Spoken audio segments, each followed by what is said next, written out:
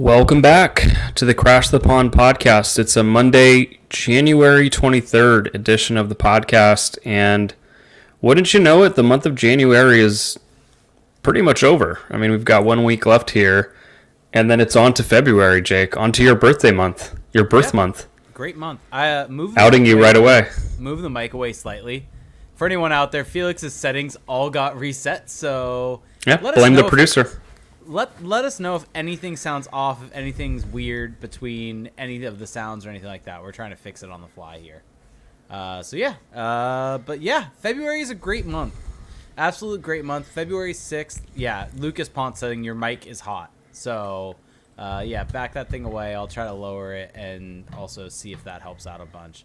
I'm at my normal volume, but, fixing everything on the fly. How's that? I think that's probably better.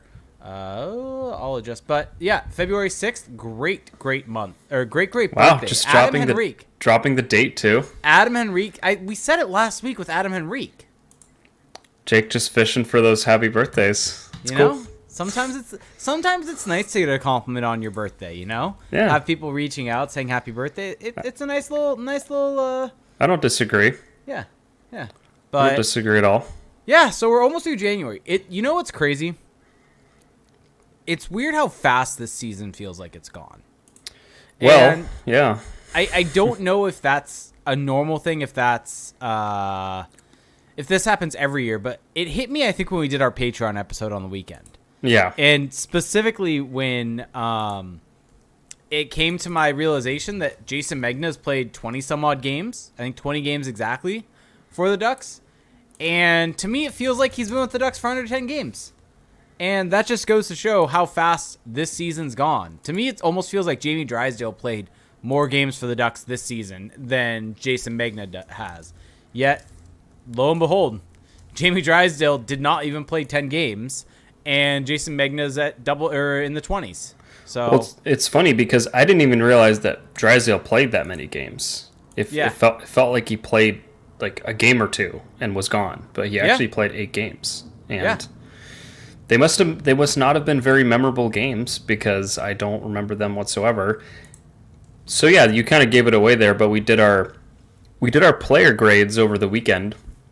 We did our halfway mark grades for every player, and part of it was just me talking to myself for like 20 minutes because Jake had to leave on baby duty, but we got through it.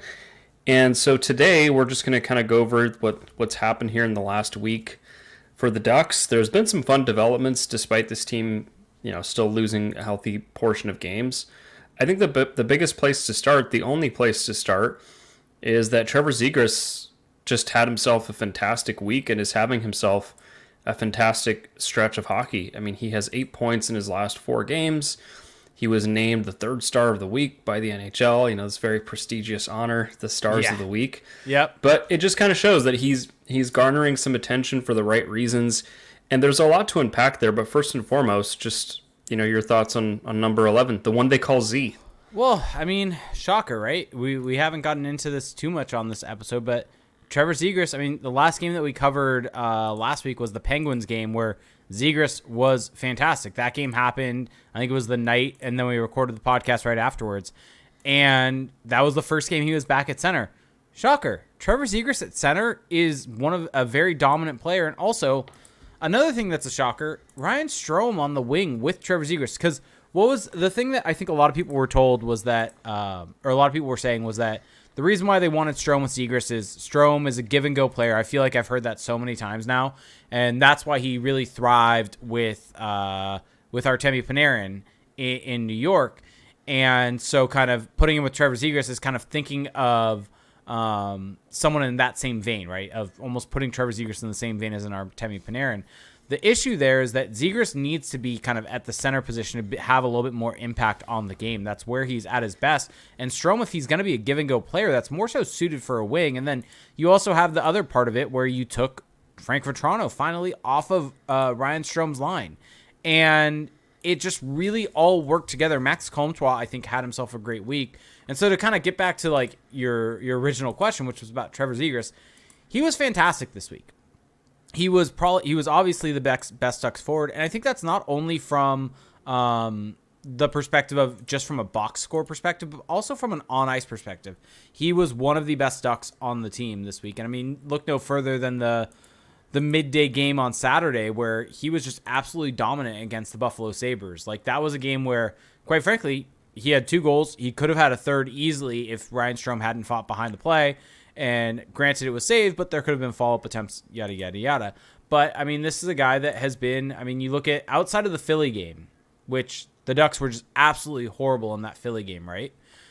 He's put up 52% expected goals for percentage against Pittsburgh, 59.83 expected goals for percentage against Columbus, 52.49 expected goals for percentage against Buffalo. Like, this is a Ducks team that is not good at 5-on-5. Like, make no bones about it. You don't say. 38% is bad at XG percentage? And 3 out of 4 games, Trevor Zegras is at 50 over 50% on the game. Like, that's extremely good for the Ducks team, especially when you look at it in relation to the rest of the team. And so not only was this a week where you can look at the production and say, wow, this was fantastic, but there's also the on-ice metrics, which go along with that, right? That is a very nice meshing of the eye test and the numbers, right? Where from an eye test perspective, you see Trevor Zegras, you look at how impactful he is, you look at all of the plays he made throughout the week, and it also really bears itself out that he was constantly pushing the play. And I think one thing that I mentioned on last week's show was the defensive play, I think, was something that was so pertinent this week, and just how good he was at limiting other teams' chances against in these games. I mean, you look at these games and expected goals against were relatively low when he was on the ice, outside of, like I said, the Philly game where kind of the entire team was atrocious, but under 1 expected goal against the entire week and pushing 1 expected goals for in almost every single game. So this was a good week for the Ducks, a good week for Trevor Zegras. And yeah, so overall, good times. Good times in Duckland with Trevor Zegras. Yeah, I think that what's really exciting about this recent hot stretch for Trevor Zegras is that some of the best moments we've seen of him this season have come off of his playmaking and off of his passing ability. And that's well and good. That's really important, that he's got to be able to assert that main talent of his in the NHL, and he has. But recently, and particularly, I mean, against Buffalo, the Buffalo game was a great example. You saw just how much his shot has also come along, and how he's finding different ways to get that shot off and to get into dangerous positions. I think that one of the biggest underrated facets of shooting in the NHL that people just routinely overlook is that it's not just about how well you can pick corners, how hard you can shoot, how strong you are, because really most guys in the NHL can shoot it really hard. If you go to an NHL warm-up in person, the fourth liners are ringing it off the crossbar, and I mean, they're shooting harder than anything you've ever seen. It's how well can you get into dangerous positions, how well can you get into those positions routinely. And I thought that the first goal that Zegras scored against Buffalo, you could say this isn't the most dangerous shot. I mean, it's a dead angle shot, but the accuracy that he showed, pinpoint, upstairs at a very severe angle, that's impressive in and of itself. But what intrigued me even more about that play wasn't so much the shot itself. It's the fact that we've seen Trevor Zegras a lot of the times when he's entering the offensive zone. I don't want to say he tries to do it all on his own, but he's had this bad habit where maybe he stops skating or he tries to use his hands to create an opportunity. And on this play, instead of trying to, again, be the one-man show, which I'm not saying Keys does all the time, but it's been an issue for him here and there, he does a nice little give-and-go play with Max Comtois. He just dishes it off, gets behind the defender, and he kind of recognizes all this in real time, and that allows him to get in all alone on the goalie and roof it. And I think that the skill that everyone will take away from that is the shot. But what I love to see on that play is just that little recognition that, hey, I can get into that spot much easier by using my teammates and by exploiting what the other team is giving me. And here's the other thing about that first goal, right, that really comes to mind, because he kind of comes down the wing and ends up beating Ukko-Pekka Luukkonen short side high, right? Yep. And catches him kind of leaning off the post. And here's what's so special about that play. And we talk about this a lot with Trevor Zegras, right, is that he just really has a really great ability at kind of putting out misdirection throwing out a whole lot of misinformation when he's on the ice. And by doing that, he's really keeping defenders on their toes, keeping goalies on their toes. And so when you have a guy like Trevor Zegras who's able to do that, if you watch that play, he's not really looking at the goal when he shoots it, right? He's kind of looking across the ice. And that makes Pekka Luukkonen have to respect the pass. Mm-hmm. And the defender's the same way. And that buys himself space. And he's able to shoot the puck there, make a no-look shot, and beat him short side high. And that space is there because of that misinformation that he's throwing out there. And so that's one of the things that we talk a lot about with Trevor Zegras is the deception within his game. He may not be the fastest skater. He's obviously not the biggest body. He is a good stick handler, but I don't think anyone would say he's one of the best stick handlers in the league, right? Oh, I would say that. Okay. I would say that. Okay. I mean, have you seen his shootout attempts? That's fair, but I'm more so... Okay, fair. I'm more so saying the biggest aspect of his game, though, is the misinformation, the deception that he has within his game, and that allows him to pull off those moves. It's not just the fact that he has the quickest hands in the league. Let's go with that, sorry, for stick handling purposes. He's not the quickest hands in the league. He uses deception to be able to make the moves. And this is another prime example of that, of just the amount of information that he's throwing out there, and ends up making the right play. We talked about it with the Penguins game kind of ad nauseum last week, right? And how he kind of is taking all of the information in, sending out a bunch of different information while doing that, and then tries to make the best play available. And in that game, it ended up not working out because Fowler's stick wasn't on the ice, but the short side was covered. Casey Smith covered that well on that 2-on-1 in overtime. Whereas in this game, he kind of does that same thing, sends out all that misinformation, and instead of the goaltender really moving with him and not giving him space, the goalie gives him that space and he's able to take it. And so it's not only doing that, but also understanding the situation and understanding what's being given to you and using it. Yeah, absolutely. And I think you can say the same thing about the second goal that he scored.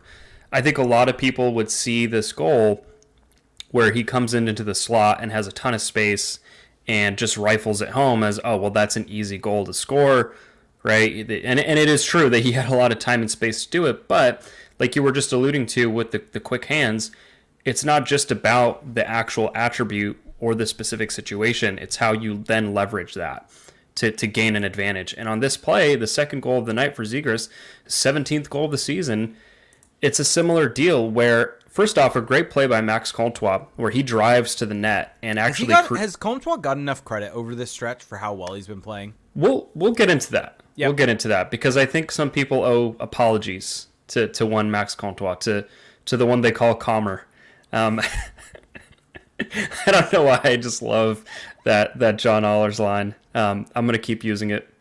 Sorry, Johnny. Okay, so Comtois drives to the net, and this creates the middle lane for Zegras to then exploit because the defender for Buffalo has to respect that net drive. He can't just completely back off of Comtois, but then he gets stuck in no man's land where then Zegras is all alone in the slot. And Zegras recognizes the kind of peril that Buffalo's defender is in, and uses that time, uses that space to really pick his corner, to really set up his shot. And again, Ukko-Pekka Luukkonen, I hope I said that right. Yeah, I was just taking a shot there. It always feels like you're just kind of spinning the wheel a little bit when you say that name. But Yep. He comes in and finishes off the play. And again, it's one of those things where you see other teams, other players get great scenarios, get great opportunities, and they just can't find a way to finish it off. And Zegras is doing it here. Of course, there is a bit of resulting here. He's converting on a lot of chances. You know, his shooting percentage is riding a high. But in all of these plays, you can suss out something that shows that his process is there and that this isn't just a fluke necessarily. Also, by the way, Simon Benoit is just, I guess, on a little bit of a hot streak as well. On a scoring binge. Do you owe him an apology? Upping his trade value? Does anyone want to trade for Simon Benoit? You know, if he keeps scoring like this, maybe. I ask this with all due respect. And then also, going back to the Blue Jackets game, another game where Trevor Zegras scores in, and again, we see him use that shot. And I think that this one, maybe there's an argument that it's a little bit of a softer goal. I mean, he gets the puck at the blue line, just walks it in because there's absolutely no defensive pressure. And I believe it goes off of the goalie's glove. I don't know if it was Merzlikins, But it's just another one of those scenarios, though, where Zegras sees all the space and time that's available to him and capitalizes on it. I mean, how many times have I said on this show, railing against a guy getting it at the blue line with time and space and just firing it on net, just kind of blindly spamming a point shot. Here, again, Zegras just uses what's given to him, and it turns out that when you get a dangerous shot off, you're opening yourself up to good things happening, and that's once again what happened here, and that was against Columbus.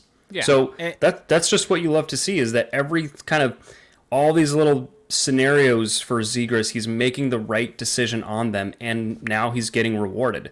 And it's not as if this is like some new thing that's happening. I mean, Zegras has been playing well all season, but now I think he's just getting the credit for it finally.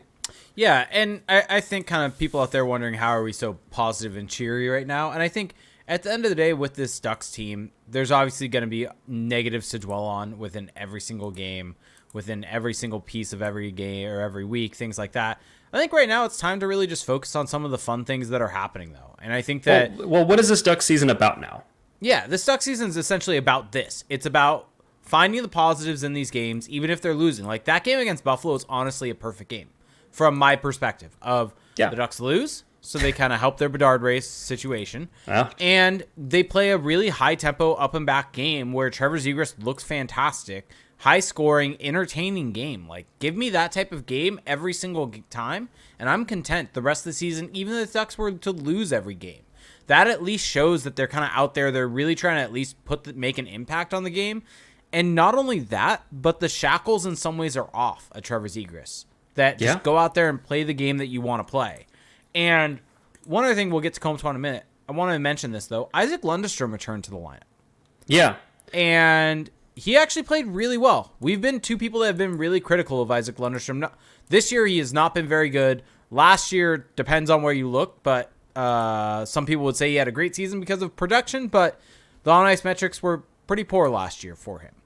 And one of the things that we talked about a lot with Isaac Lundestrom, right, was the fact that he was really good at entering the zone with possession, transferring the puck from the defensive zone to the offensive zone. But really, once he got into the offensive zone, the puck kind of died on his stick.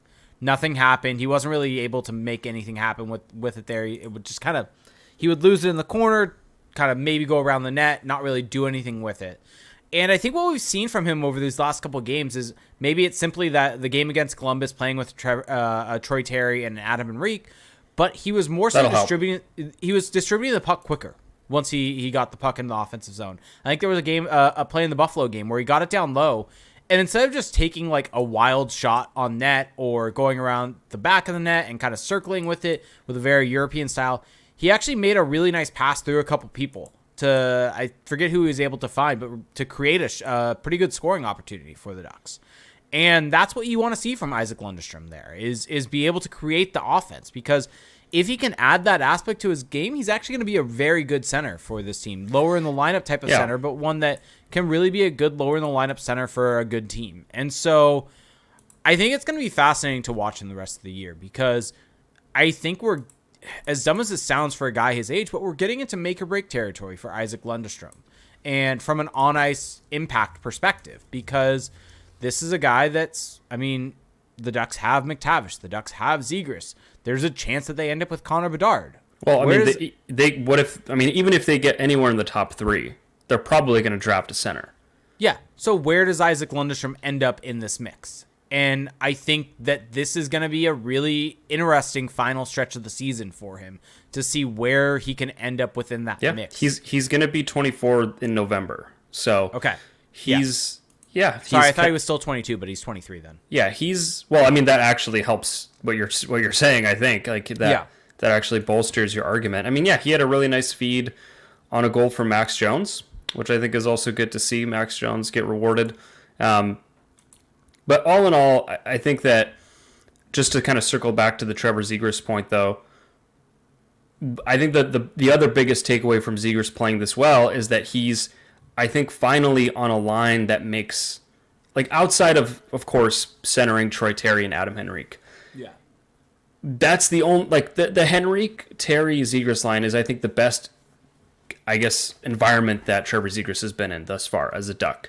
But I think that the environment he's in now is probably the next best. I don't know if you really want to count the Comtois-Terry line from a few years ago, but now he's got Ryan Strome on his wing. And again, this was a move that Dallas Eakins was very hesitant to make. I mean, it took almost over half the season for us to get to this point. But finally, you have Strome in a position where he doesn't have to be that main distributor. He can kind of feed off of Zegras, and you've seen it already in the games they've played together. And then for Max Comtois, this is exactly the kind of spot you want to see Max Comtois in, a spot where he's not the main guy. He's got playmakers that he can work off of. I think that Max Comtois is good at reading off of playmakers. That's probably one of his best attributes as an offensive player, and it's worked. I mean, if you look at the numbers for this line, they're not amazing, right? I mean, they're below break even. They're at 49.8 shot attempt percentage, 49.7 expected goals percentage.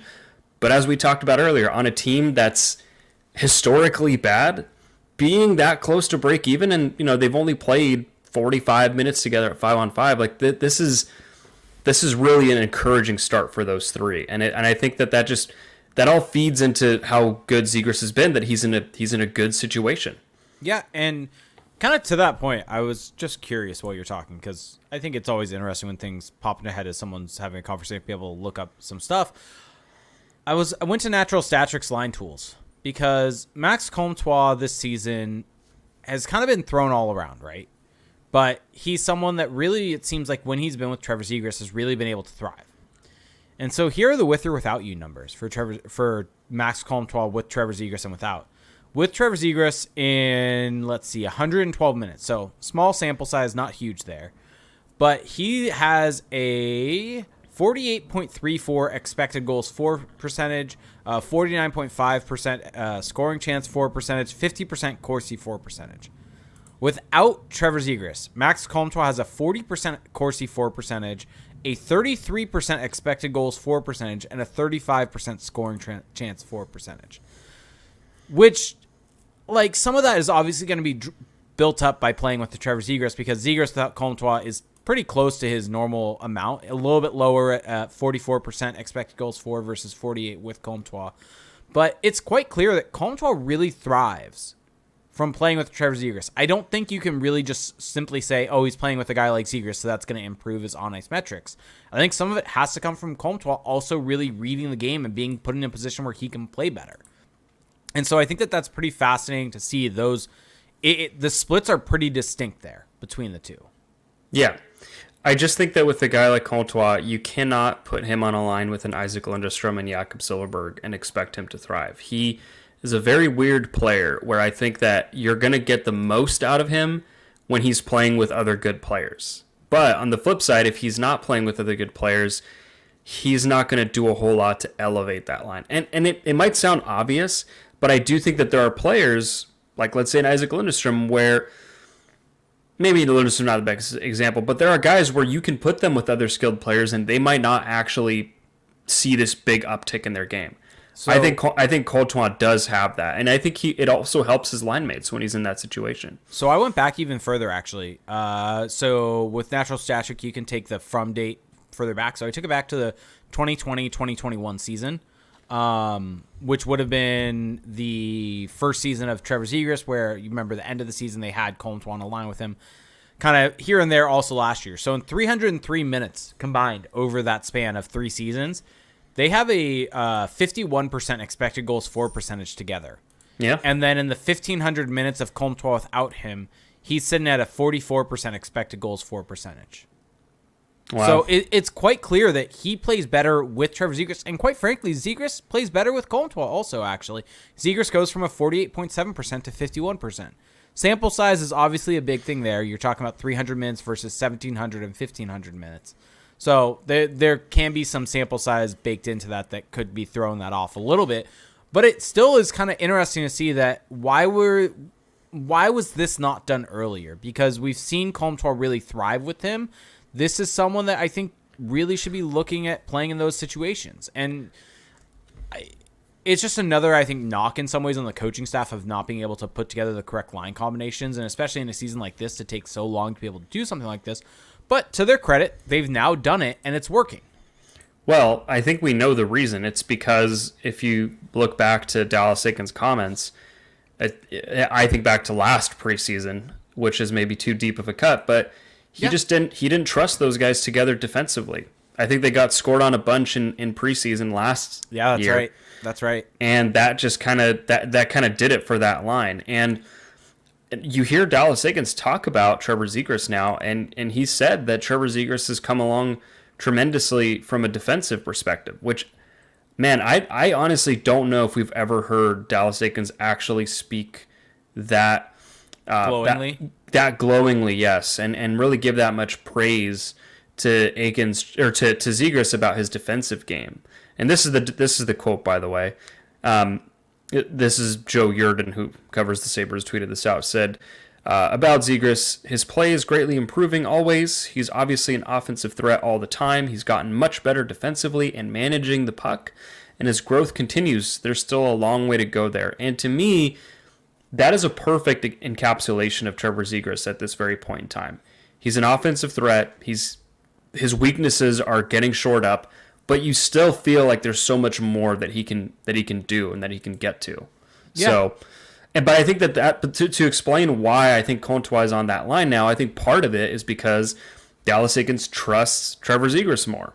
And, yeah, that's fair. And I think that what's kind of sad is that he probably should have trusted him a lot sooner, but also that now we're getting the good lines. We're getting Dallas Eakins trusting Trevor Zegras, and that may have cost. I mean, I'm not saying that cost Dallas Eakins his job, but he may not get to see the other side of it, the fruits of all this. I thought you were going the other side of it, that it may cost them Connor Bedard.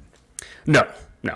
What would the Ducks have to do to fall out of that race? I mean, feels impossible.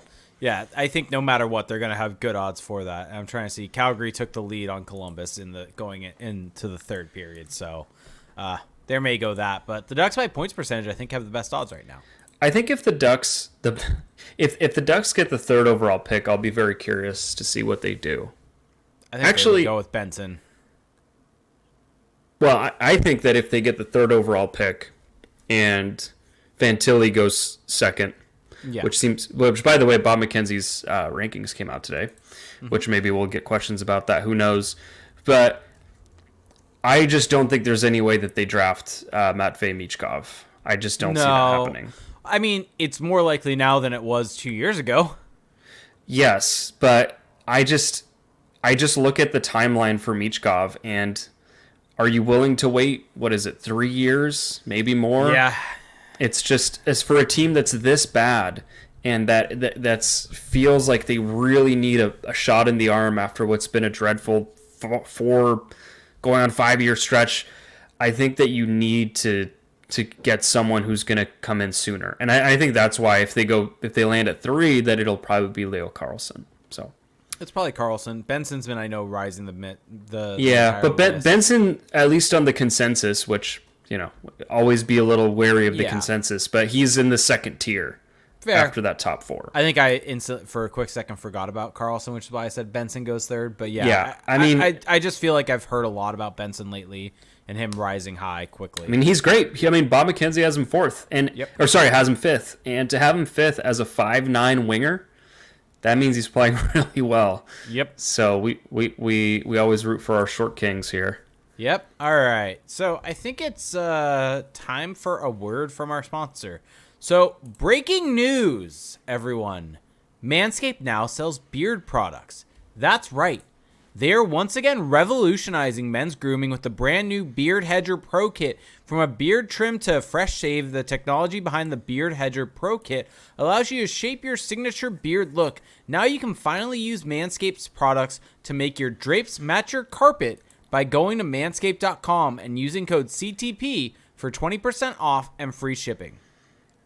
It's time to tame your mane. No one likes a weird beard, so say goodbye to all your stubble trouble with Manscaped's Pro Beard Kit. It all starts with the Beard Hedger. This thing is the juggernaut of fixing faces. First off, this cordless trimmer has a rotary wheel that gives you 20 hair cutting lengths, all with one guard, so no more messy drawers full of extra add-ons. That's right, the face groomer doesn't need to be hard. Face grooming doesn't need to be hard. Get 20 different beard lengths in just one guard. Plus, it's waterproof, so you can shave in the shower to avoid all that hair in the sink.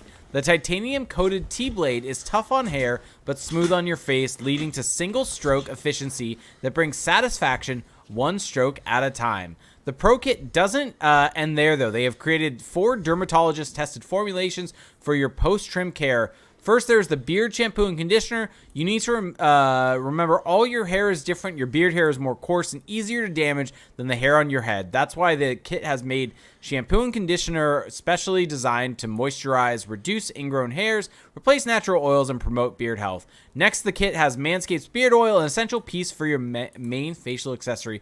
No one wants a guy whose beard is brittle and dry. The oil relieves dryness both on the beard and the skin beneath while adding a little shimmer and shine, making you look extra fine. And cap off the kit with the Beard Balm, a pomade that shapes, styles, moisturizes, and tames for a sculpted look to attract any fellows or dames. The Pro Beard Kit also comes with 3 free gifts: a beard brush, comb, and scissors to ensure your beard is ready to impress. So get 20% off and free shipping with the code CTP at manscaped.com. That's 20% off with free shipping at manscaped.com and use code CTP. Manscaped Beard Hedger, 1 stroke, 1 guard, 20 lengths. Perfect. Yeah. Excited to try out the product. Excited to use the beard trimmer. It's gonna be great. Everything from Manscaped is great. You gonna use the beard oil? Maybe. We'll see. I'm curious. I've never used a beard oil, so this gotta shampoo that face. Yeah. There you go. Let's go with that. Okay. Anything else from this past week? Because I think we kind of covered the biggest pointers here. Yeah, you know what we never talked about on the last 2 episodes? Troy Terry's an all-star. That's right. Well, it feels like it did get swept under the rug a little bit. But yes, Troy Terry is an all-star. But I think the biggest takeaway from that, though, is what you're wearing right now. You are wearing a Western Conference All-Star jersey. Should I stand up and model it? You should model for the people. Yeah. Look at that. Those are really nice. I gotta say, I know that maybe the Miami Vice colors are not everyone's cup of tea, but they are perfect. And the fact that they went with the most popular All-Star jerseys ever, maybe was it a '94 All-Star game, something like that. It's just perfect. It's so rare for an All-Star jersey to be actually good, and here we are. The fact that the crest is so nice, the Western with the orange logo, it's so good. It's so nice. The only bummer that I have is I went for a blank because the getting Terry on it would have taken until late March. Not willing to wait? Not willing to wait when it was an early birthday present. Oh, and there it is. Yeah, and would have been here like a month and a half after my birthday. Can't wait. Yeah, so decided to wear it on the podcast though. Did Trevor Zegras get snubbed? At the time of voting, no. Right now, maybe. Well, Trevor Zegras is now the Ducks point leader. So, yeah. I mean, the thing that we should maybe touch on a little bit is that Troy Terry is going through a slump. Yep. And I think this is probably his first slump since before last year, where he's really just not finding the back of the net. The points aren't really trickling in. So, are you concerned? Is there cause for concern here with Troy Terry? No, I'm not really concerned at all. I think you look at some of the numbers, right? You look at, I think, I forgot who put it out, but he has one of the lowest or one of the worst goals scored versus expected totals right now, which to me shows that there is a little bit of negative regression in here right now in terms of where he was at last year, kind of how high he was shooting. You're going to have this come into play.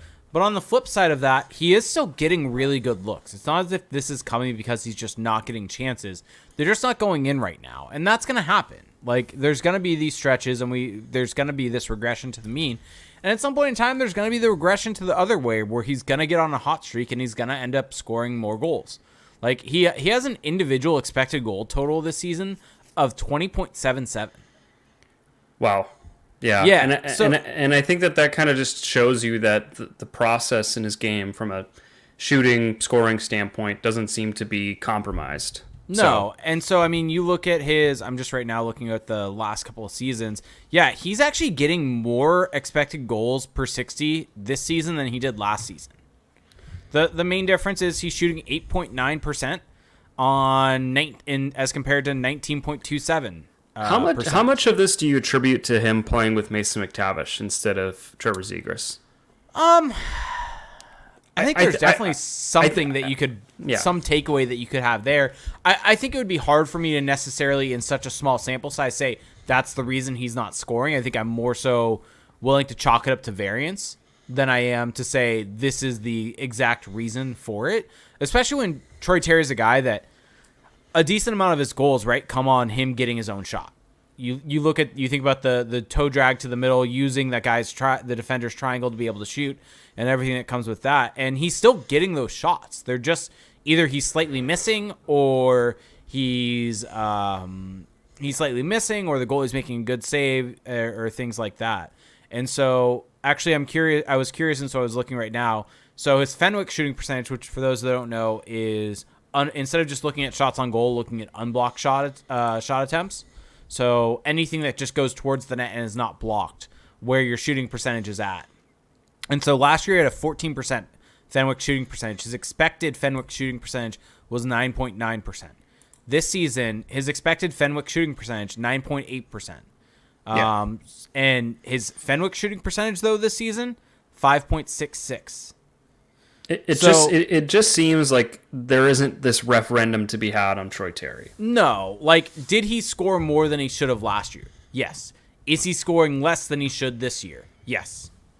Like, exactly. That to me is where this is at. And I think that the good news, I think, if you want to look for one, is that his assists, both his primary assists and secondary assists per 60 minutes is up this season, even if his goal scoring is down. So last season, and this is an all situation. Yeah, he's on pace for way more assists this year. Yeah, and so that was what we talked about, right? Was that his shooting percentage would probably come down, but his on-ice shooting percentage would go up eventually, and his teammates would eventually score more goals and all that stuff, and he would get assists off of it. And that's what we're seeing, right? Even if he's not scoring goals, he's still getting assists. And so he's on pace for 66 points. He had 67 last year. Yeah, and that's with a scoring slump that's been going on for a while now. Yeah, like picture if he was shooting where he was expected to be shooting at. It's funny how this math is just so predictable. I don't want to say predictable, but just like it doesn't feel surprising. This is why looking at all these numbers is so important, right? Because it really kind of can tell you, oh, this guy's not scoring because it's just pure variance, and it's going to come back to the mean, and it's really nothing to worry about at all. What if Troy Terry's confidence has gone down? Oh, my God. Could it be his confidence? I don't think anyone's actually saying this, but it's just... I don't... Because last year, that's what all you heard when he was going well, was, it's the confidence. Yeah. I don't think he's lost any confidence this year, that's for sure. No. He's an all-star. It's not that at all. And so, yeah, it's just frustrating with that. But, yeah, I mean, funny enough, the on-ice shooting percentage also this season with him on the ice is actually lower than it is last year. And so last year was at 12.2% on-ice shooting percentage, and that was with his 19% or something like that shooting percentage. This year it's down to 10.3. So if that can just get back up to 12, which is a expected honest shooting percentage for a first liner, for an on-ice shooting percentage, so that's him plus all of his line mates, this would be a very good season from a production standpoint for him. And so, I mean, he's on pace not concerned. He's on pace for 15 more assists than last year. So, yeah. I also don't think he's necessarily being put in a spot to score on the power play from a goals perspective. Well, okay, so that's something that I want to. Well, I don't know if we should spend a ton of time on it, but do we know what his best spot is in the power play? Because I feel like we don't really. No, but I feel like he's not really being used in a way to score right now, though. Yeah, I mean, he's on the top unit. I mean, he's playing, close to the net. Troy Terry has played almost every spot on the power play except for the point. And this is going back years now. This isn't just this season. And it just seems like they've really got this connection down pat with McTavish and Zegras. And fitting Terry into that has been a challenge because I think that Terry's probably at his best on the right side. And I just think that right now it's an awkward fit. And so that's kind of where I'm getting at, right? Is yes, he's on the top unit, but it doesn't feel like they are ever working for a shot from him. Right? It doesn't feel like that it's never, and not saying that it should be all the time, but it's never getting a look for Terry or putting him essentially feeding him a spot in a dangerous position. It feels like every single power play setup is specifically meant to get Mason McTavish that one-timer. Like that feels like what they're working for almost every single time. And instead you have this guy who's was one of the best goal scorers in the league last year. But wasn't really a power play threat though. No, 8 goals. And so that's where I'm wondering if that is, to me, that's the extra piece here, right? Where you could get some additional production out of him. And now granted, he has 6 power play assists this season. He had 7 all of last season. But it just feels like they could really work different looks into that first unit. I think that as this power play matures, because right now, if it's really comical. If you look at their heat map on HockeyViz, it's just this giant blob on the right side. Yeah, because that was where Zegras would always take the one-timers, and now that's where McTavish is always taking the one-timers. But I think that as this power play matures, and the nice thing is, I mean, some pieces are going to move around a little bit, but Terry, McTavish, and Zegras are going to be there for years. Yeah.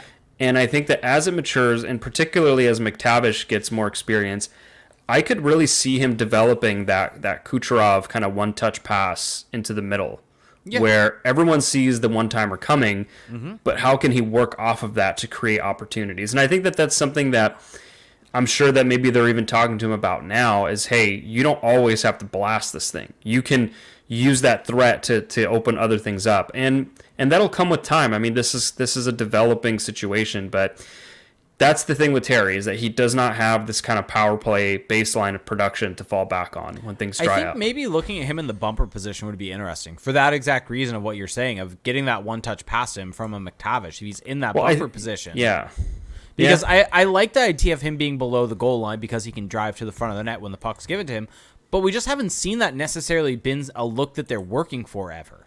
And I think that if you have him there and if he's below the goal line, you're not necessarily ever working for that. He's just kind of in a weird position where he's not really involved. Contributing a whole lot to the play. And so it's just an odd position overall, I think. I agree. And I think that Adam Henrique is the bumper, and it makes sense. Adam Henrique is a good fit for that, but it just doesn't feel like Terry has really a role on this power play.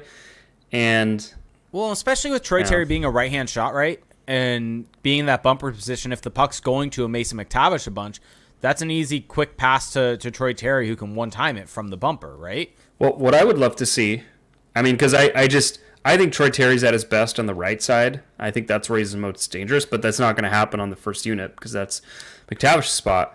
What I would love to see is Terry at the point. Just give him the keys at the point. Go 5 forwards? Go 5 forwards. Who cares? Why not? Who gives a shit, honestly? Yeah. So give me Terry at the point because I actually think that then he has all this kind of room to work with, and maybe it negates some of his kind of touch around the net, but we just haven't really seen that materialize. So switch it up. Yeah. All right. Anything else from the past week that you want to talk about? Let's see. Well, do we want to touch the Bruce Boudreau situation? I was gonna say. I mean, there's. I think people are probably gonna ask questions about this. Yeah. So I'll just preempt it by saying no. I don't think Bruce Boudreau's coming back to Anaheim. At least not this season. We'll see about next year. But really, just a big shout out to Bruce Boudreau because one of the best human beings. One of the best human beings. And I was listening to 32 Thoughts today, the podcast, and it is just stark to think about that he's been in pro hockey for 50 years. Yep. I mean, he is the definition of a lifer. And yet it's so interesting because I think that he doesn't carry himself like that. He just seems so down to earth and so open to new things. And I think it's very telling, the fact that the Vancouver crowd and the players and the fact that everyone was so behind him. I just don't think that happens by accident. That you don't see that. When have you ever seen that with a coach on like getting. You don't see it. No, because anytime a coach is about to get fired, it's always the fans calling for his head. Like, when has it ever been a situation like this where a guy is getting cheered by the fans and getting chanted for by the fans in what everyone knows is going to be his last game coaching this team, and he's about to get fired? And you have the fan base saying that and all the players saying it. And not saying, like, at the end of the day, Jim Rutherford, if they think that this is the right move to make their team better, which we could argue about that, but whatever, that's their prerogative. The issue here is how they've treated Bruce Boudreau throughout all of this. Well, it's the way it all shook out. Like, just if you've decided you're going to move on, just move on and have an interim head coach be the head coach. And I do think, though, it created this really interesting situation with all of that. And it sucks, though. It sucks to see Bruce Boudreau go through that. It sucks to... I think I don't know if you remember this at all, but Bruce Boudreau actually went on a podcast, and I found it recently. It was about a year ago, before he was hired by Vancouver. And it was with John Shannon, and I'm forgetting who else. And he was talking about actually his time in Anaheim briefly. And he was asked about specifically how he interacts with GMs and things like that. He's like, at the end of the day, the GM is the GM. And if they make the call on something, I got to go with it. And he's like, I think back to... my time in Anaheim, and it was Temu's last season, and Bob Murray tells me, you need to bench Temu. If you don't, you're going to lose the room. And Bob Murray basically said, like, you don't have to take my advice, but this is what I think you should do. And basically Bruce is like, okay, fine. Like, it's your... Imagine your boss telling you that. Like, it's your call. Like, more or less, like, not telling him that, like, you don't have... You saying you don't have to do it, but at the end of the day, that means you have to do it, right? One of those types of situations. Yeah. And so he benches him, and Temu comes to him and is pissed. And Bruce says it was my lineup decisions are my decisions, and kind of took the fall for it. Or no, I don't know if he took the fall for it or whatever, but Temu went to Bob Murray, and Bob threw Bruce under the bus and said, lineup decisions are coaching decisions. Yeah. And you just have those types of things and understanding what he's gone through, and the fact that he still has the passion and the love for the game of hockey that he does. And I know he most likely is not going to be the Ducks head coach again, but I think I'm appreciative that he was the head coach of this team and that he's going to be intertwined with this franchise forever as a result of that, because I think how good of a human being he is. Well, I just think look at where the Ducks were before they hired Bruce Boudreau and look at kind of how things have gone since. I mean, I'm not saying that this is like a perfect argument, but he was at the helm of a very successful period and the most successful extended stretch for the Ducks in their history. And save, one kind of last gasp by Randy Carlyle, it's been downhill since. Which I would argue was a Bruce Boudreau team anyways. Yeah. I think that it's hard to really separate things out when it's that close. That one season afterwards, and it's still a lot of the same guys, a lot of the same systems, a lot of everything. I mean, I distinctly remember the day Bruce Boudreau was fired. I was still in college, and I remember thinking. And I remember I wrote an article at the Hockey Writers. I forgot what the title was, but it was basically like the Ducks made a massive mistake. Yeah. Like this is a franchise-altering mistake. And was I completely right about it? Maybe, maybe not. But because the Ducks did make a conference final after. But I mean, it hasn't been pretty since. And I think that they had the roster to still be good for a little while after that.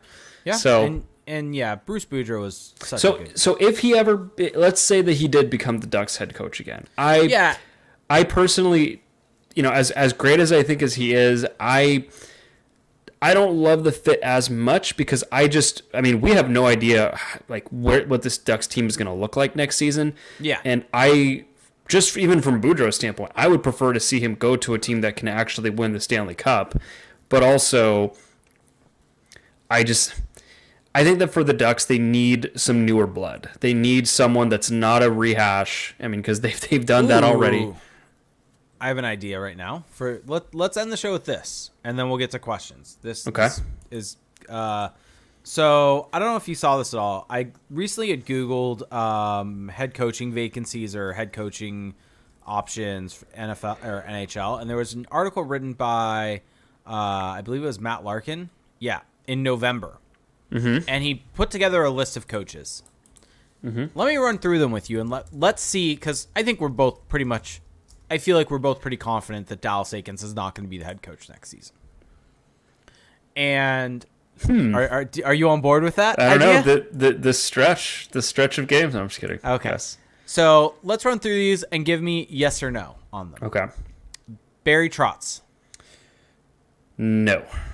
Okay. Want to elaborate on any of this, or just do yes or no? Well, I can give a quick thought. I mean, let's do quick. I don't think that he's the right fit for this roster. Yep, agree with that. Rick Tocchet was on here, but now he's off the list. He's gone. Retreads. Alain Vigneault. I love Alain Vigneault. I think he's a great coach, but again, I don't love the fit with this roster. Dave Tippett. I'm going same argument. Yep. Andrew Brunette. I'm intrigued. I would say yes if I had to choose. I think that the body of work is encouraging. He's a bit of an unknown, so there's potential there, but it could go either way, but I'm at least intrigued. Yeah, and I say yes also. I mean, the thing I think the Ducks need from this next coach is you don't want it to be a retread necessarily. You don't want it to be a completely old school guy that's coming in again.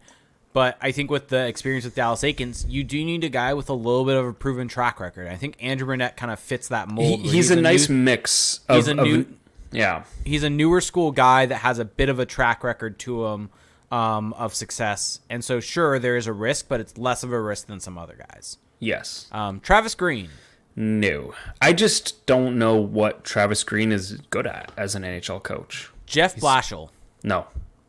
You don't think that there could be a connection there with Pat Verbeek? There could be, and it's troubling. But I look at how those Red Wings teams were under Blashill, and even before they got really bad, I never felt was this big value add to their team. So Todd Nelson. I mean, that's always been a popular kind of under the radar pick, and I'm a little afraid of the AHL coach now because of the Aiken situation, so I would steer clear. Yep. Up and comers for summer 2023. Spencer Carberry got and I'll read the bullet. So I know who he is. Okay, I know you do? Is. Okay. So Spencer Carberry seems like a really smart guy, and I think it's no accident that he was scooped up by a smart organization like the Maple Leafs. He's got a really strong track record in the AHL, and he's part of a successful organization in Toronto right now. So that is actually a guy that I would be intrigued in. Yes. Ryan Warsofsky, Chicago Wolves head coach, led them to the Calder Cup. I don't know if you saw this, but he took a puck off the face on the bench recently. Nope, I did not. And he came back into the game, came back to the bench with really? Yeah, so on that alone, it's a yes. The grit. Nate Lehman. I feel like I've heard this name. Providence College, was a coach for World Juniors a bunch. Oh, that's right. USA. You know, I'm intrigued by a college coach because of just the fact that those leagues just play a more modern game. Mm-hmm. So it's a yes. It's a yes for me. Chris Knobloch.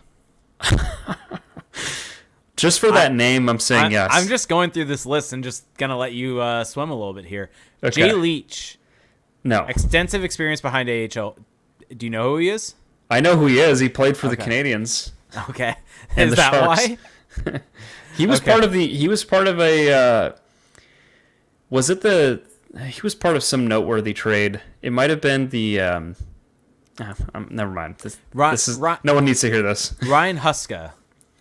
Oh, isn't he? He interviewed for the Detroit job over the summer. He, let's see, he's a new apprentice under Daryl Sutter at the. I'm intrigued.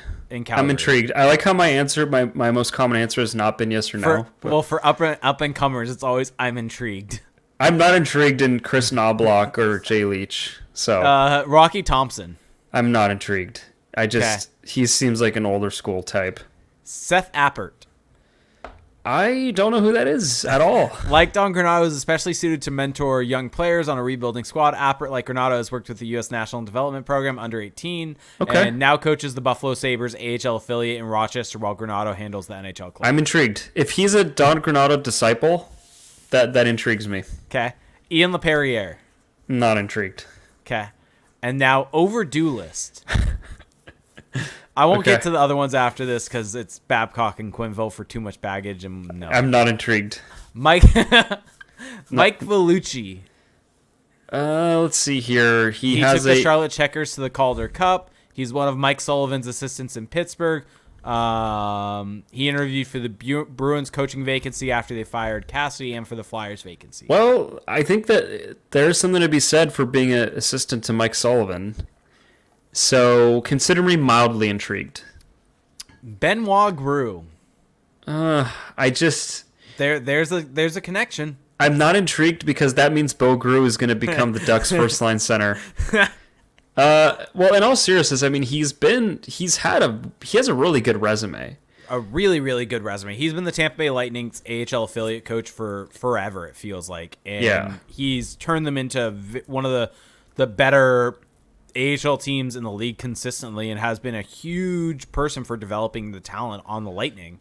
Okay. And so you look at the connection there with Yzerman and Verbeek and the fact of Benoit Gru being the AHL coach. You also look at the fact that the Lightning have consistently just kind of gotten these guys out of thin air onto their roster.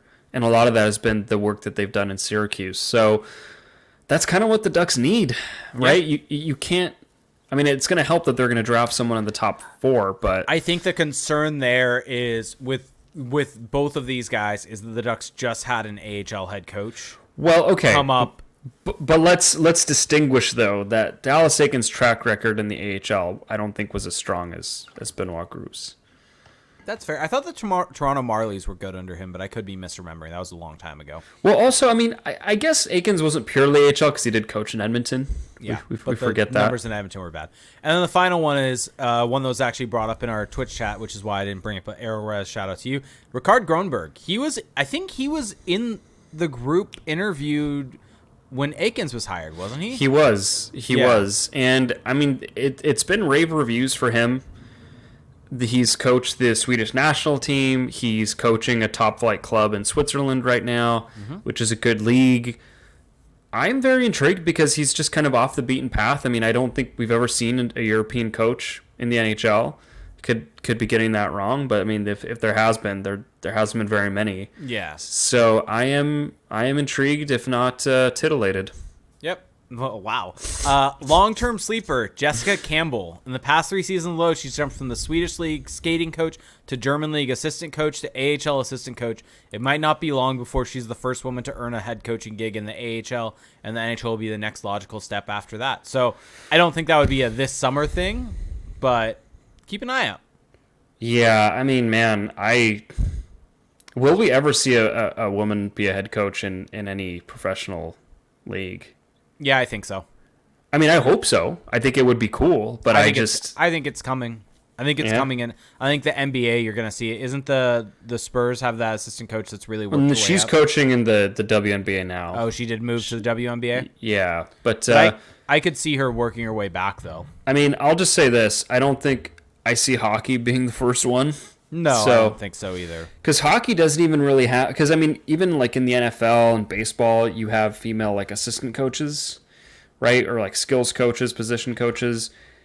With hockey, you don't even have that at all, really. I mean, you have that a tiny bit. Well, she's an AHL assistant coach now.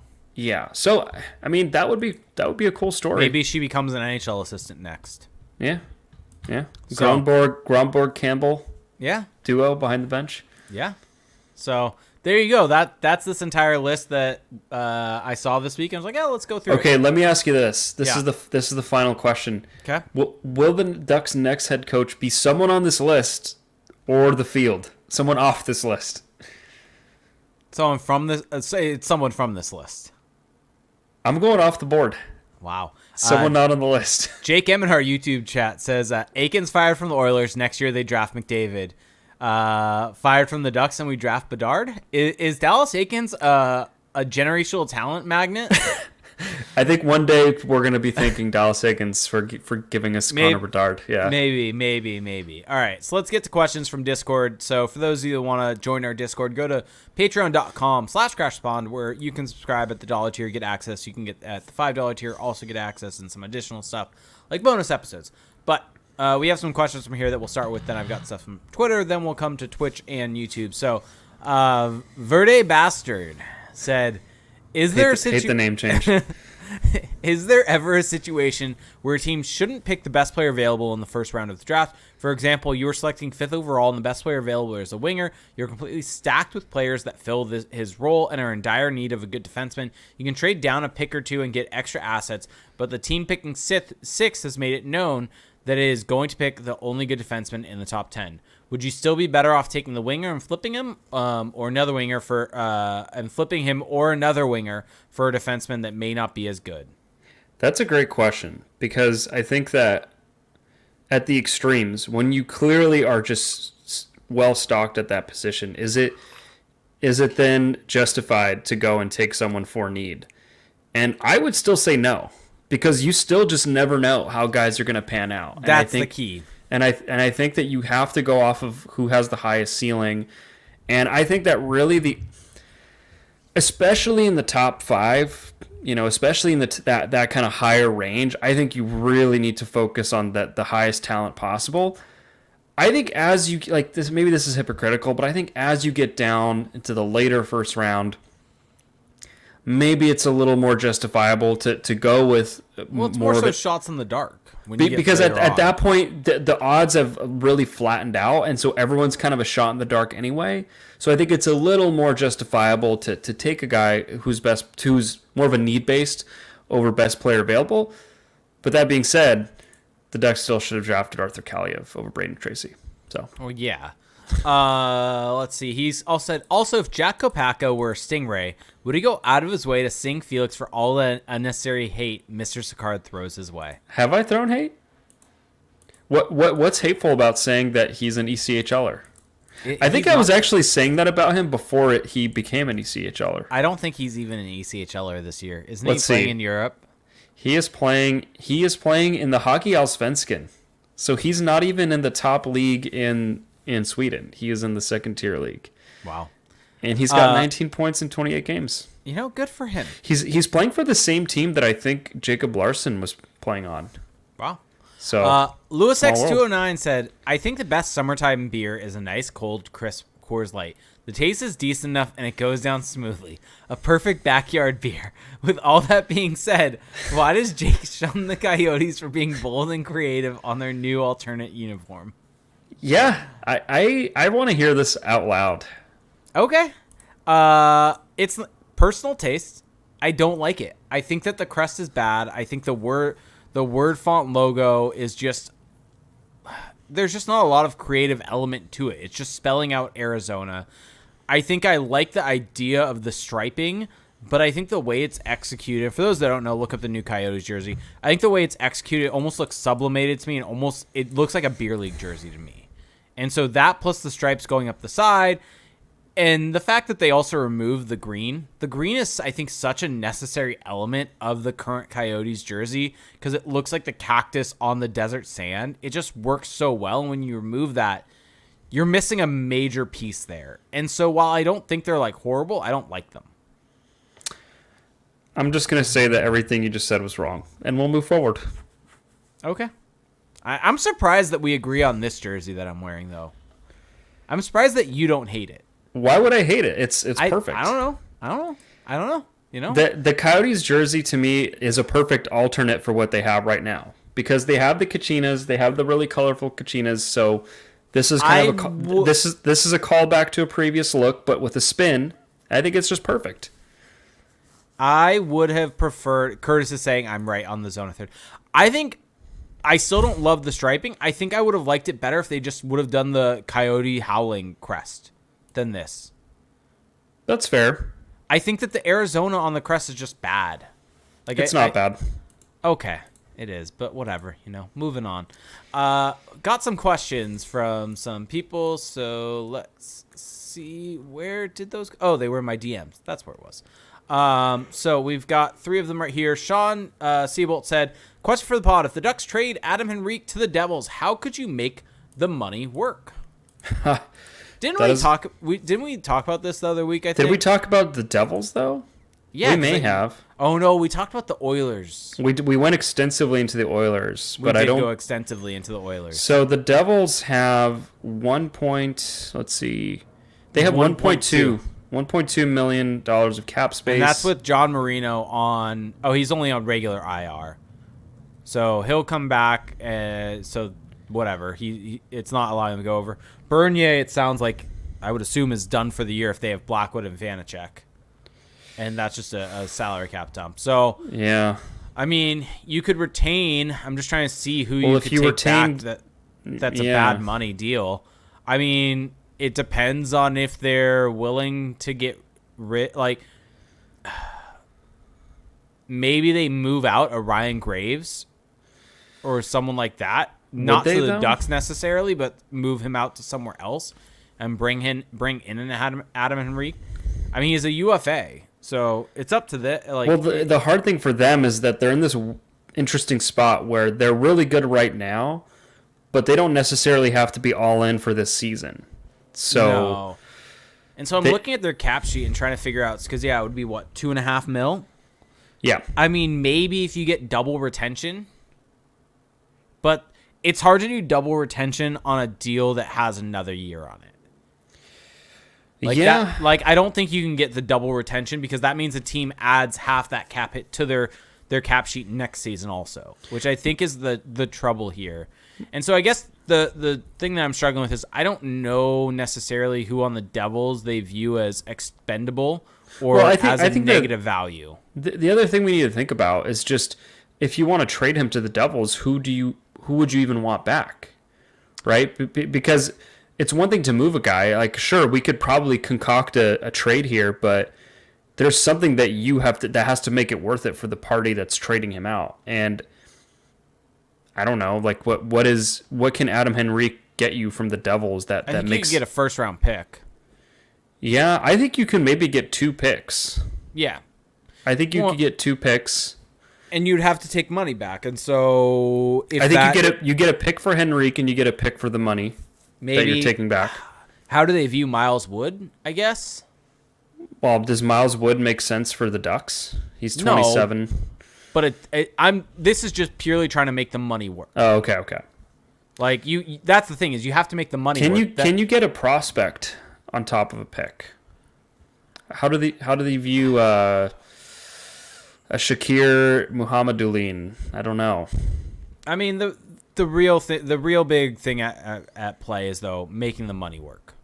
Well, yeah, that's step one. But also, but the thing is, I think if you're going to go through this whole analysis of the money work, like what's the prize on the other side? What are you trying to work towards? And so what I'm trying to figure out is what guys on their team would they consider as expendable talent that Adam Henrique upgrades on that they can get rid of. And I mean, maybe Thomas Tatar is that?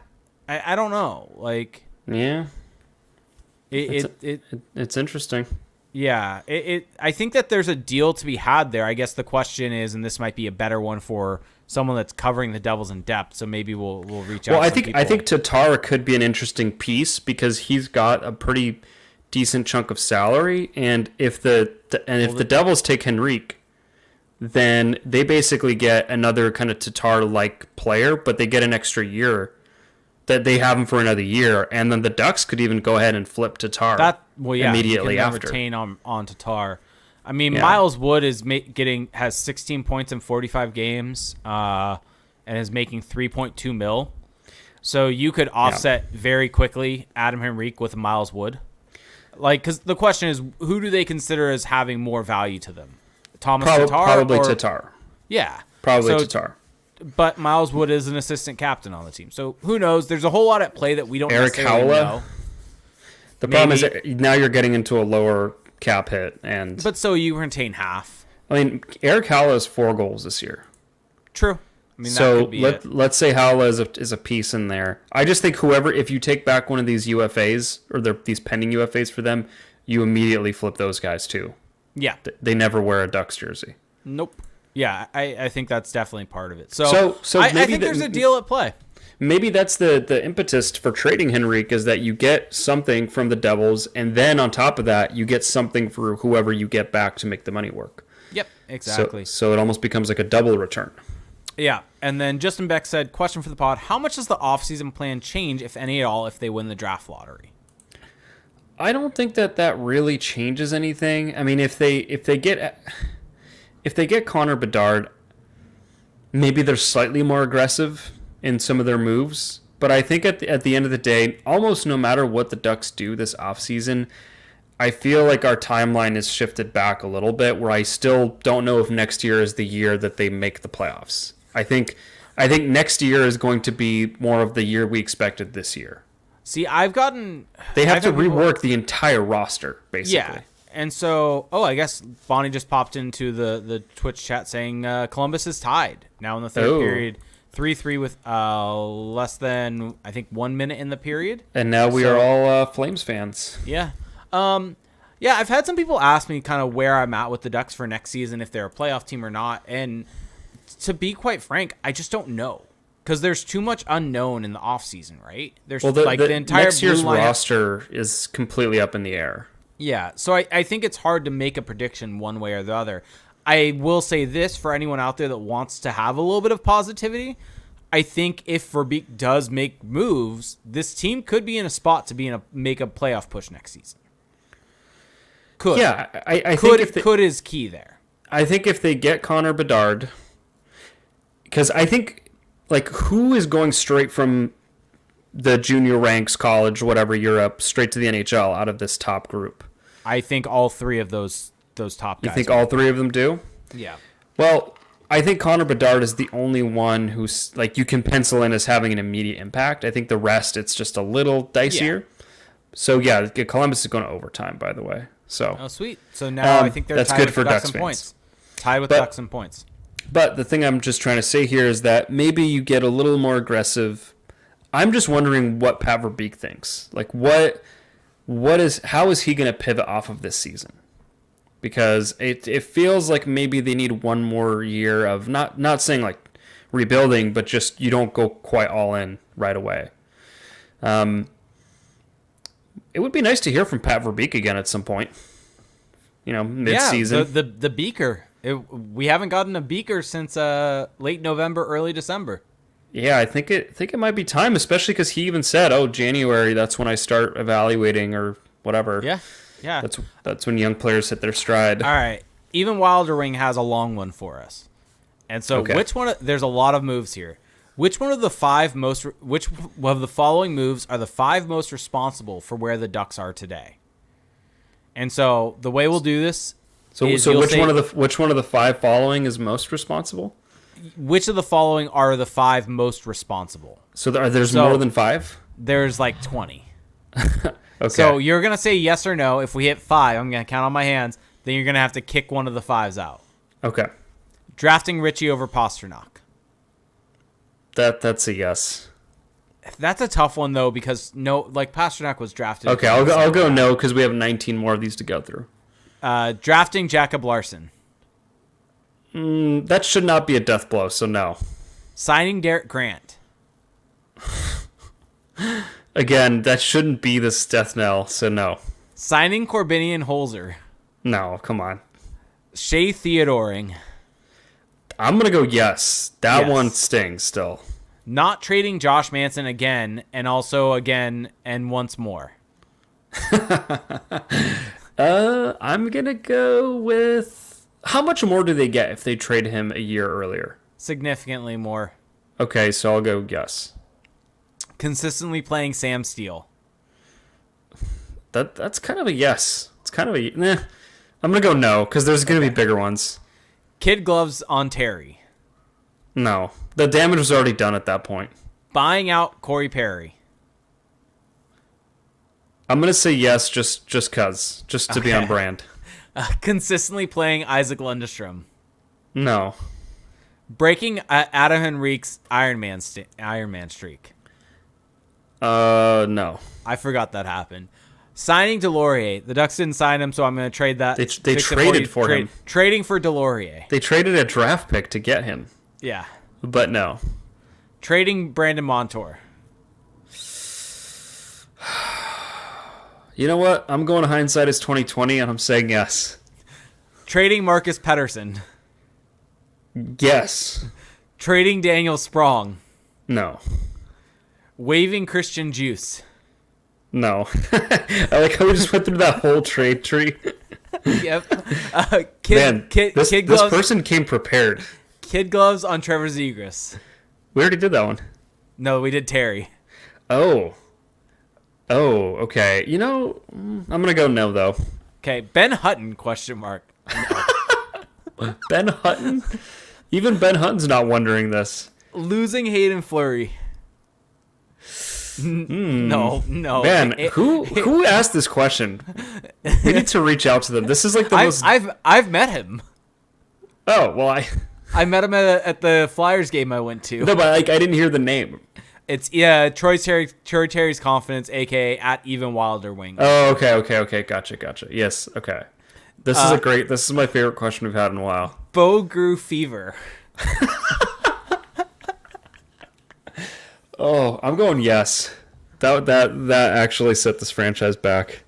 I love just all these receipts. This is just like a receipt parade. Not qualifying Sonny Milano. Yes, that was a mistake. We're at 5 already. I think we're way over 5. No, we're at 5 yeses. Or sorry, we're at 6 yeses. I mean, so you got to kick one of the 5 previous ones out. Do you want to kick the buying out Perry? Well, what's my 6? Read me my 6.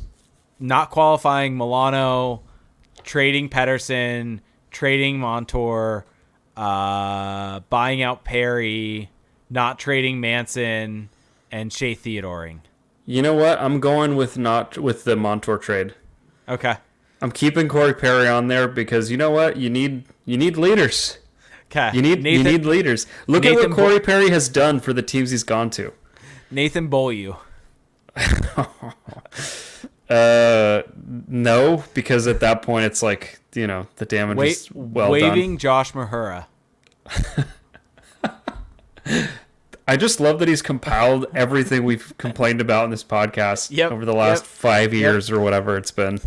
Yep. Jen and Casey saying, how did Juice get a shout out on this list and not her very best friend, Danton Heinen? Oh, that's a great question. But not qualifying Danton Heinen. Okay, I'll do respect, but no. So your 5 are Shea Theodoring, not trading Josh Manson again and also again. Flames and once win. More. Sorry. Then you had buying out Perry, trading Pettersson, not qualifying Milano. There's your 5. I feel very confident about that one. Okay. That was a fun one. I think you could maybe flip the Milano one with the Montour one. Because if this blue line had Shea Theodore and Brandon Montour on it, they'd be a lot better. All right. So I know I got another. That was fun. We got another. Shout out to Even Wilder Wing for that question. That was a lot of fun. I felt like my life just flashed before my eyes with those. Yeah, and I know I got another question somewhere. I'm trying to find it really quickly. So bear with me really quickly here. We got this one, though, in our YouTube chat from Ray Gonzalez. Any chance of the video game mode power play going away, or is it here to stay? I take a snack or bathroom breaks during power plays. The league must know how bad the feedback is. I don't know.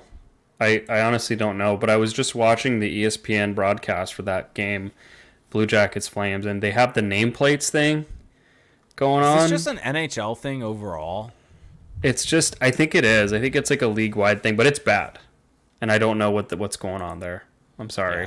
Yeah, I don't know why they're doing it. It's just a really, really bad look. Yeah, I think that is it then for those questions. And so we'll go to YouTube or Twitch. And so for those of you listening on your favorite podcast services, you can find us at twitch.tv/crashspawn or youtube.com/crashspawn, where you can watch us live We will go live typically on Mondays at 7 p.m. Today we went at 8 p.m. for various different reasons. If you have Amazon Prime, you get one free Twitch Prime sub each and every month. It does help out more than you can imagine. You can be just like Lewis X209 who resubbed, and Livin' Z Life subbed also. Want to guess how many months Lou's been subscribed to us for?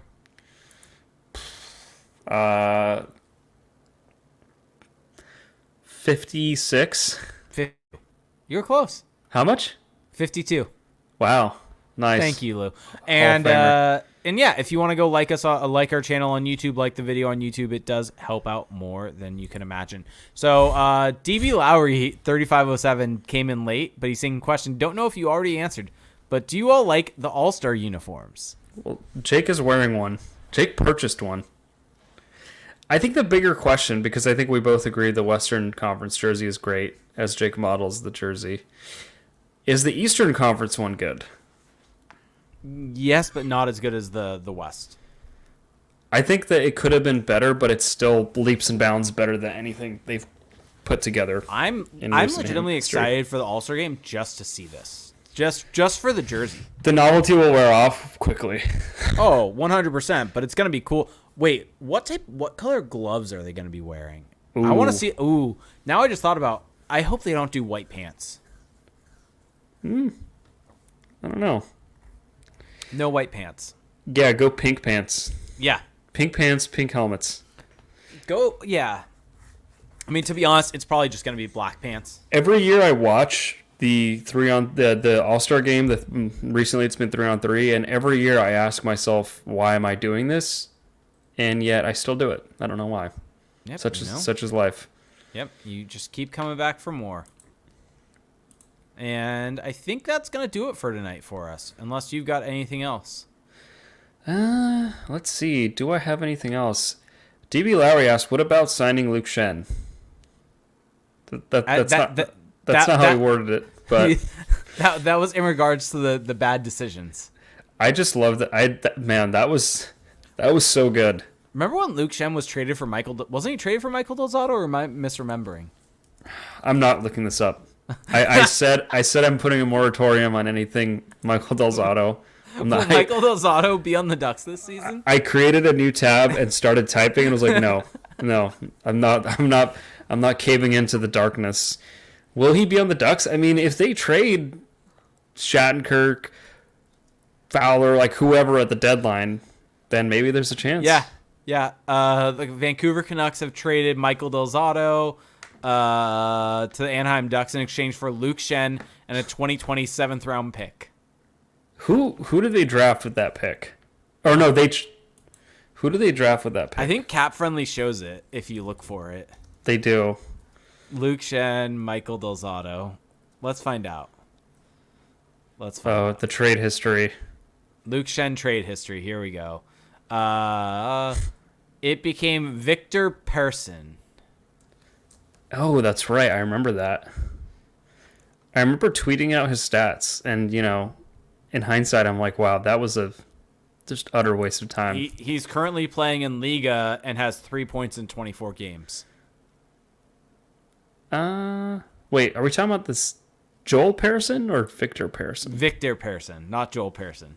Oh, wow. Okay. Different person. Different Sorry. person. Big apology there to his family, but I don't know. I've got nothing to say there. Yeah. Okay.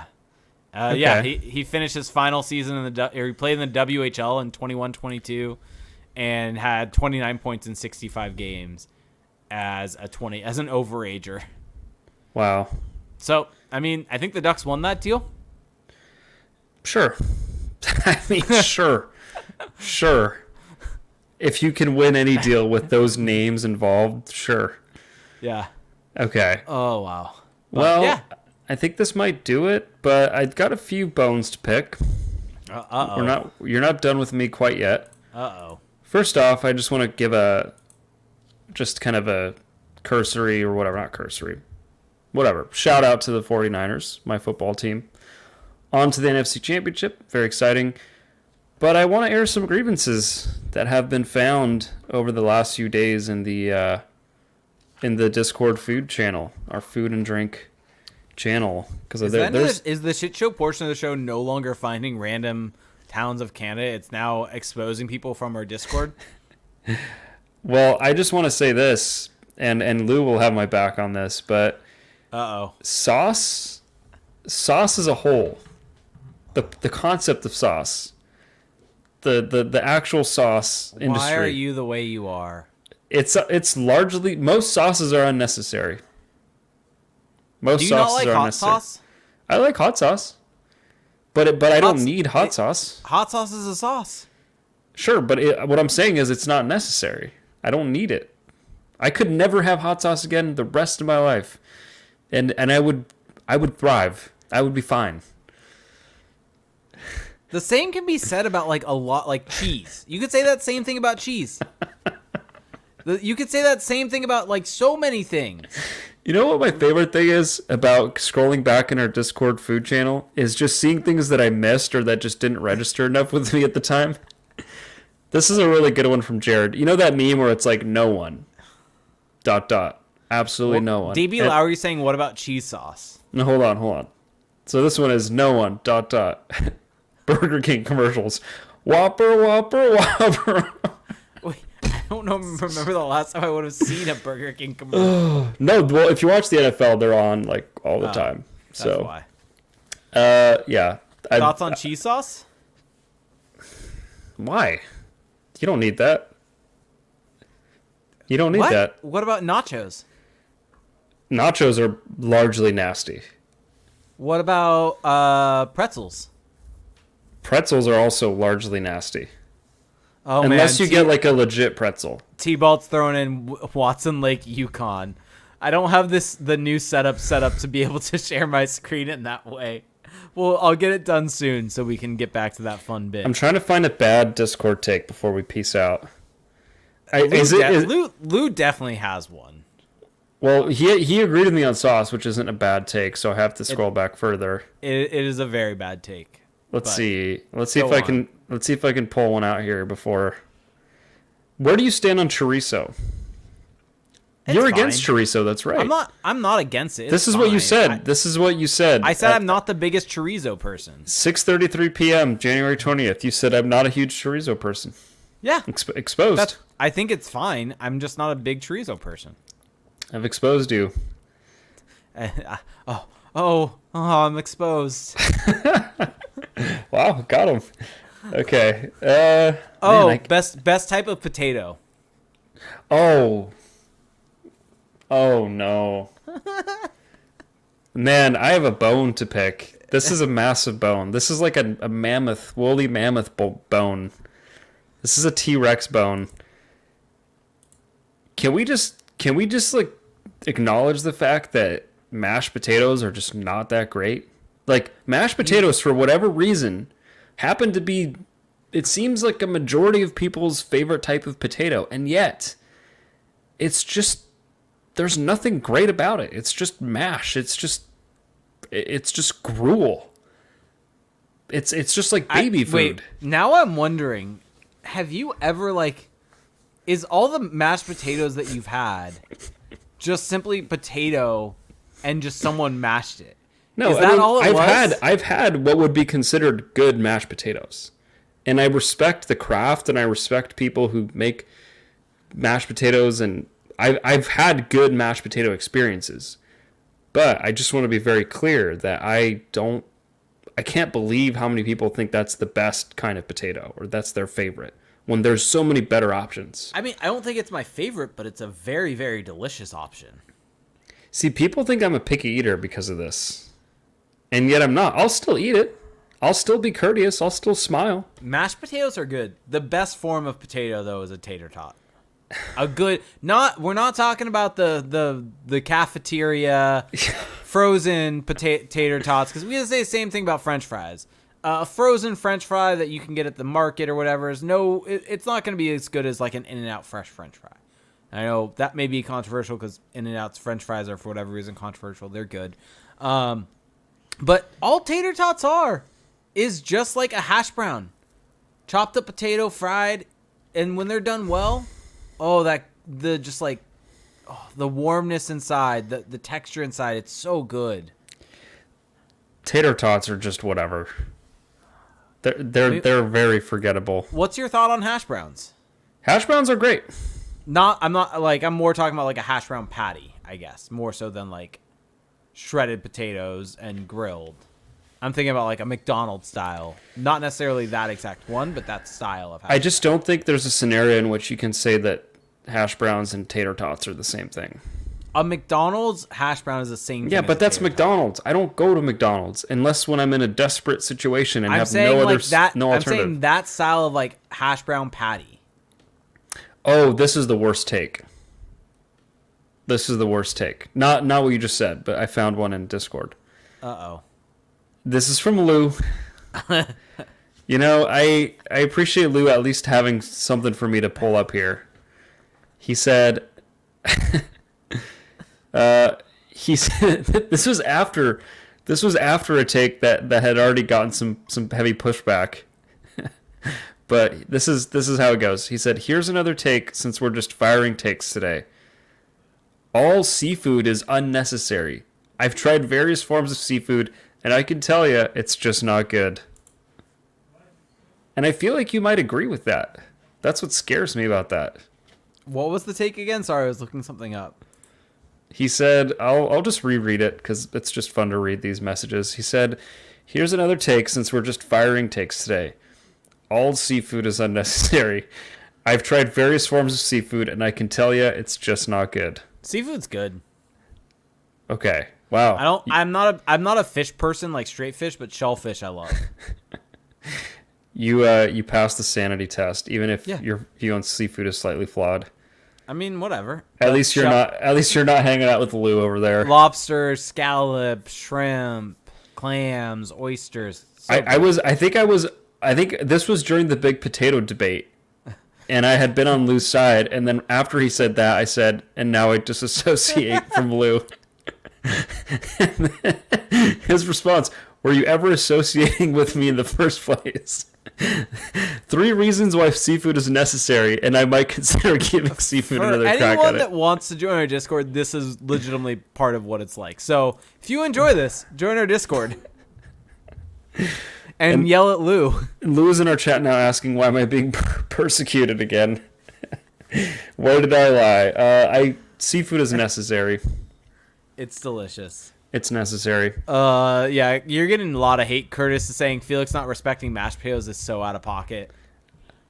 I respect mashed potatoes. I just don't respect where people have them in the power rankings. They're way too high up. They're top 5. Wedges are better. Wedges are not better. Smashed potatoes are better. Like, you know, the ones where it's like they're like flattened out. It's like a whole potato, but they flatten it out. What? This is a thing. What? Smashed potatoes. It's the most underrated form of potato. It is so delicious. Man, you just haven't lived if you haven't tried a smashed potato. Can everyone out there please agree with me that I have a smashed potato is not a thing? It is a thing. Type it into Google. I see a recipe, but I'm just like, this. No, what? It's a thing. They serve it at restaurants. Crispy smashed potatoes, loaded smashed potatoes. Does anyone else, when they hear something, just like they think someone's just screwing with them? And that's what this feels like to me. It's because your like aperture, your view of potatoes is just restricted. It's narrow. And what I'm doing here for you is I'm expanding it. I don't feel like I ever need to try a smashed potato. It's so good. You would love it. I'm good. It's just a potato smashed. Yeah, I'm good. And then what was the other type? Latkes are great. Go to any breakfast place. Ask them. Oh, and also baked potatoes. Baked potatoes destroy mashed potatoes. Baked potatoes are so much better. You realize a baked potato is basically the same thing as a mashed potato, just not mashed and mixed, right? It's absolutely not the same thing. It's butter, it's sour, it's all the same shit as a regular. Where's the skin? Where's the skin in a mashed potato? Mashed potatoes can have skin in them. But is it in the same... It's not in its original form, like a baked potato. You're just wrong. All right, we should get out of here before I try to strangle you through the camera. Okay. Well, if you've enjoyed this show, which I hope you have, especially if you've made it this far, here's a few easy ways for you to support us. The number one way is to check out our Patreon page, patreon.com/crashthepond. You can pledge $1 a month and you get access to our patrons-only Discord server. It's a ton of fun, and it's just $1. You get to connect with other diehard Ducks fans. It's absolutely worth it, especially as we approach the trade deadline. It's the best way to stay updated without having to go on Twitter. And as we approach draft season, it's also a lot of fun. So you can also pledge $5 a month, and you get access to 2 bonus episodes. So we just did one over the weekend. It was Ducks midseason player grades. We went over every single Ducks player. And as the season progresses, we also do league-wide episodes where we talk about different teams, where we, who's the MVP, different questions like that. And it's also a little more unfiltered, so it's a lot of fun. That's all at patreon.com/crashthepond. But if you don't want to pledge any money, that's totally understandable. You can still support us very easily. Just search us on Apple Podcasts. Search Crash the Pond and leave a rating and a review. And if you leave a review, we'll read it on the show. And, we have roughly, 200 or so reviews, I think, on Apple. Something like that. Yeah, something like that. And we get, this isn't meant to be a brag or anything like that, but we get far more listens than that on a weekly basis. So there's clearly people out there that do listen that have not left a review, so we would really appreciate if you did that. We'd love hearing from you guys. You can also find us on Spotify. You can leave a rating there. Find us on YouTube, youtube.com/crashthepond. You can subscribe there and make sure to turn on the notifications. And check out the Sporting Tribune, thesportingtribune.com. We've got articles going up there, trying to give you some good Ducks written content. And find us on Twitter. Really, Twitter is going to be a kind of one-stop shop for all of this. Find Jake at ReindeerGames91, and I'm at Felix_Sicard. That is going to do it for the show tonight, everyone. Thank you for listening. I don't know what an Aussie potato is, or Aussie fry. And we'll talk to you next time. Have a good one. Bye!